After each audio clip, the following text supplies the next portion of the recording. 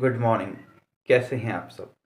आज आपको बताएंगे एक ऐसे रेप केस के बारे में जिस रेप केस के बाद सरकार को सेक्सुअल हैरेसमेंट और सेक्सुअल ऑफेंस से जुड़े किसी भी मामले में किसी महिला की कंसर्न्ट यानी कि उसकी सहमति की परिभाषा को बदलना पड़ गया। ये एक ऐसा मामला है जिसमें पीड़िता को हमारे न्याय के सबसे बड़े मंदिर मतलब सुप्रीम कोर्ट के द्वारा भी न्याय नहीं मिल पाया। क्यों किया सुप्रीम कोर्ट ने ऐसा कि एक पीड़िता को न्याय नहीं दिया गया? यहाँ पर सुप्रीम कोर्ट के फैसले को भी बड़ा निंदनीय फैसला माना गया। हमारा आज का जो मामला है उसे कहा जाता है मथुरा रेप केस। सबसे पहले मैं आपको ये बताता हूँ कि इसे मथुरा रेप केस क्यों कहा जाता है। ये कहानी है एक आदिवासी लड़की की जिसके साथ रेप हुआ था। उस आदिवासी लड़की के नाम को उजागर नहीं किया गया, मतलब पीड़िता की जो पहचान है उसको हाईलाइट नहीं किया गया, बल्कि उस लड़की को एक काल्पनिक नाम दिया गया जिसका नाम रखा गया मथुरा। उसका काल्पनिक नाम रखा गया था मथुरा और मथुरा केस नाम से ही ये मामला बहुत ज़्यादा फेमस हुआ। मथुरा एक 14 या 15 साल की आदिवासी लड़की होती है जो कि लोगों के घरों में काम करके अपना जीवन व्यतीत करती है। वो एक बहुत गरीब परिवार से होती है जो रहती है महाराष्ट्र के गढ़चिरौली ज़िले में। मतलब जो मथुरा है वो महाराष्ट्र से बिलोंग करती है। मथुरा लोगों के घर में काम किया करती थी। इसी दौरान उसे एक अशोक नाम के युवक से प्यार हो जाता है। मथुरा घर वालों के सामने शादी का प्रपोजल रखती है कि मुझे इस लड़की से शादी करनी है, लेकिन मथुरा के भाई उसके प्यार के आड़े आ जाते हैं। उन्हें ये शादी स्वीकार नहीं होती है। ऐसे में मथुरा और अशोक दोनों भागकर शादी कर लेते हैं। जब मथुरा और अशोक दोनों भाग जाते हैं तो मथुरा के भाइयों के द्वारा नज़दीकी पुलिस थाने में कंप्लेन दर्ज कराई जाती है। पुलिस के द्वारा अशोक और मथुरा दोनों को पकड़ लिया जाता है तथा अपने पास बुलाया जाता है। पुलिस द्वारा दोनों के परिवारों को बुलाया जाता है। अशोक के परिवार को अशोक के साथ समझा बुझाकर घर को भेज दिया जाता है और मथुरा के परिवार वालों से कहा जाता है कि आप बाहर हमारा इंतज़ार करो, हम मथुरा को समझा रहे हैं ताकि वो भविष्य में ऐसा कोई काम ना करे। बहुत देर हो जाती है। मथुरा के घर वाले बाहर इंतजार कर रहे होते हैं लेकिन मथुरा बाहर नहीं आती है। अचानक वो ये देखते हैं कि पुलिस थाने की सारी लाइट्स बंद हो गई हैं। उन्हें कुछ शक तो होता है लेकिन वो पुलिस के डर के मारे कुछ नहीं कर पाते, क्योंकि प्रशासन एक ऐसा डंडा है जिसके नीचे एक गरीब आदमी दब के रह जाता है। ये आप सभी जानते हैं।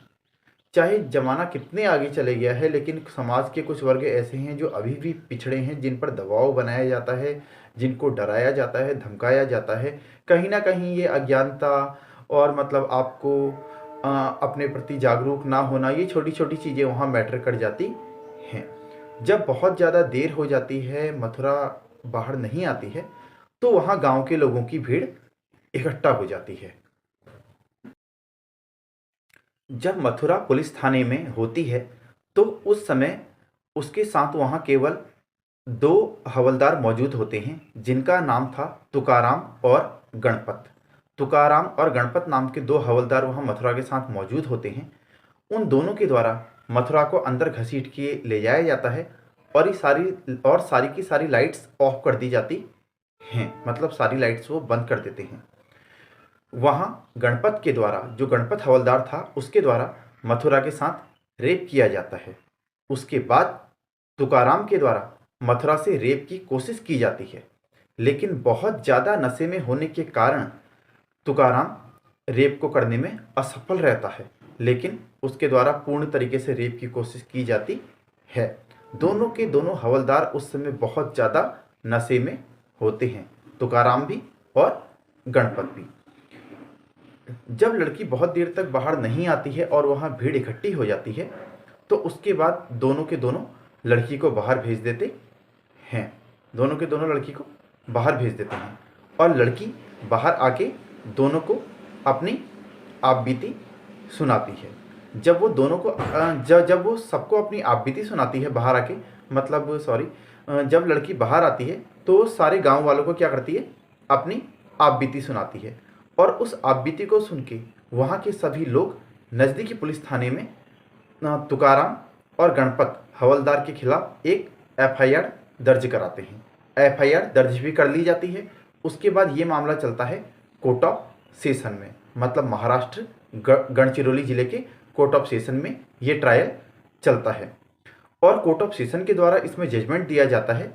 वहाँ दोनों के दोनों अभियुक्तों को, तुकाराम और गणपत को बरी कर दिया जाता है। ये कहा जाता है कि दोनों हवलदार तो नशे की स्थिति में थे, तो जो ये रेप हुआ है लड़की की अपनी कंसर्ट से हुआ है। इस रेप को करने में लड़की की पूर्ण सहमति है। तो यहाँ पर कोर्ट ऑफ सेशन उन दोनों हवलदारों को छोड़ देती है। उसके बाद कोर्ट ऑफ सेशन के जो आदेश होता है उसको मथुरा के द्वारा चैलेंज किया जाता है बॉम्बे हाई कोर्ट में। और Bombay high court court of session के जजमेंट को पलटते हुए कहती है कि ये बहुत ही निंदनीय है जो फैसला कोर्ट ऑफ सेशन के द्वारा बिना सोचे समझे सुनाया गया है। उसके बाद बॉम्बे हाई कोर्ट दोनों के दोनों अभियुक्तों को 5-5 साल की सजा देती है। बॉम्बे हाई कोर्ट के द्वारा दोनों अभियुक्तों को 5-5 साल की सजा देते हुए ये भी कहा जाता है कि अगर कोई लड़की डर के मारे अपने शरीर को आत्मसमर्पण कर देती है या सरेंडर कर देती है तो उसमें ये नहीं कहा जा सकता कि सेक्स के लिए या रेप करने के लिए उस लड़की की कंसर्न थी, उसे सहमति नहीं माना जा सकता है। बॉम्बे हाई कोर्ट के फैसले के बाद दोनों अभियुक्तों को सजा हो जाती है और फिर दोनों अभियुक्त बॉम्बे हाई कोर्ट के द्वारा दिए गए दंडादेश के विरुद्ध सुप्रीम कोर्ट में एक अपील दायर करते हैं, जहां सुप्रीम कोर्ट एक ऐसा फैसला सुनाती है जिसको देख के हर कोई हैरान हो जाता है, हर किसी के रोंगटे खड़े हो जाते हैं। सुप्रीम कोर्ट के द्वारा ये कहा जाता है कि रेप के दौरान लड़की ने कोई शोर नहीं मचाया, कोई आवाज़ नहीं दी, तो इसमें लड़की खुद रेप के लिए राजी थी। लड़की के द्वारा रेप का कोई विरोध भी नहीं किया गया, ना ही लड़की के शरीर में किसी तरीके की चोट के निशान पाए गए हैं जिससे ये पता लगे कि लड़की ने अपने को बचाने की कोशिश की या अपने को छुटाने की कोशिश की। इसका मतलब है कि लड़की पूर्ण तरीके से रेप के लिए सहमत थी। सुप्रीम कोर्ट के द्वारा एक बहुत बड़ी बात कही गई जो किसी के समझ में नहीं आई और सब लोग इससे हैरान रह गए। सुप्रीम कोर्ट ने कहा कि मथुरा तो वर्जिन है ही नहीं, उसने इससे पहले भी सेक्स किया है। मथुरा ने शादी से पहले भी सेक्सुअल इंटरकॉर्स किया है, इसका मतलब मथुरा को सेक्स करने की आदत है। इस आधार पर सुप्रीम कोर्ट ने उन दोनों अभियुक्तों को बरी कर दिया। सुप्रीम कोर्ट ने कहा कि लड़की ने अपनी मासूमियत दिखाते हुए दोनों के दोनों बेचारे हवलदारों को जो अपनी ड्यूटी दे रहे हैं उन्हें रेप के लिए उकसाया है और नशे की हालत में, वो दोनों नशे की हालत में थे, इसलिए उन्होंने मथुरा का रेप कर दिया। जब सुप्रीम कोर्ट का इस पे फैसला आया और दोनों के दोनों अभियुक्त रिहा हो गए तो इससे हाहाकार मच गई और सबने सुप्रीम कोर्ट के इस फैसलों को बहुत ही निंदनीय फैसला माना, जो कि आपको भी लग रहा होगा। सुप्रीम कोर्ट के इस जजमेंट के बाद बहुत सारी सामाजिक संस्थाओं ने, लॉ एक्सपर्ट ने और एक बहुत बड़ी संस्था जो रेप पीड़ितों के लिए काम करती है, रेप विक्टिम्स के लिए, जिसका नाम है फोरम अगेंस्ट रेप, इन सभी संस्थाओं ने सुप्रीम कोर्ट को एक ओपन लेटर लिखा और इस लेटर में कहा, क्या आप 14 साल की एक लड़की से ये उम्मीद करते हैं कि वो दो पुलिस वालों के कब्जे में है और वो अपने को बचा पाएगी, बचाने के लिए हाथ पैर मार पाएगी या चिल्ला पाएगी या किसी को मदद की आवाज़ दे पाएगी? क्या अगर शरीर पे चोट के निशान नहीं हैं, नाखून के निशान नहीं हैं, तो क्या रेप हो पाना संभव नहीं है?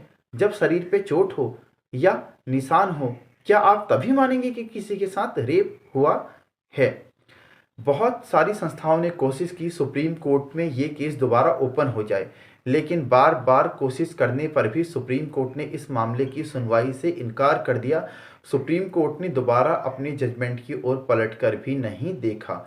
उन्होंने इस मामले की सुनवाई से बिल्कुल साफ साफ इनकार कर दिया। इस मामले में तो सुप्रीम कोर्ट ने कुछ किया नहीं, पर सारी संस्थाओं ने सामाजिक संस्थाओं और लॉ एक्सपर्ट्स ने और फोरम अगेंस्ट रेप जो एक संस्था है जानी मानी, उसने सरकार पर इतना दबाव बना दिया कि सरकार को रेप से जुड़े कानूनों में संशोधन करना ही पड़ा।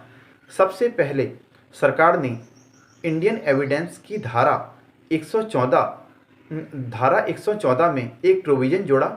धारा 114 ए, मतलब धारा 114 ए करके उन्होंने एक संशोधन जोड़ा और उसमें कहा गया कि यदि कोई स्त्री पहले से जिसने सेक्स किया हो या जो ये या जो मतलब कोई कहता है, अगर कोई व्यक्ति कहता है कि इस स्त्री की रेप के लिए सहमति थी, या अगर स्त्री ऐसा कहती है कि मैंने रेप के लिए सहमति नहीं दी थी, तो कोर्ट को ये मानना होगा कि ऐसी स्त्री की सहमति नहीं थी।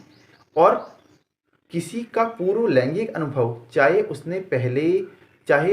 इस रेप से पहले वो सेक्सुअली एक्टिव रह चुका हो, लेकिन फिर भी ये बात मैटर नहीं करेगी कि वो पहले भी सेक्सुअली एक्टिव था, उसने पहले भी सेक्सुअल इंटरकॉर्स किया है, ये बात उस जो रेप है उससे लिंक नहीं करेगी। आप ये नहीं कहेंगे कि ये इसको तो सेक्सुअल इंटरकॉर्स करने की आदत थी, इसको सेक्स करने की पहले से आदत थी, या ये वर्जिन नहीं है।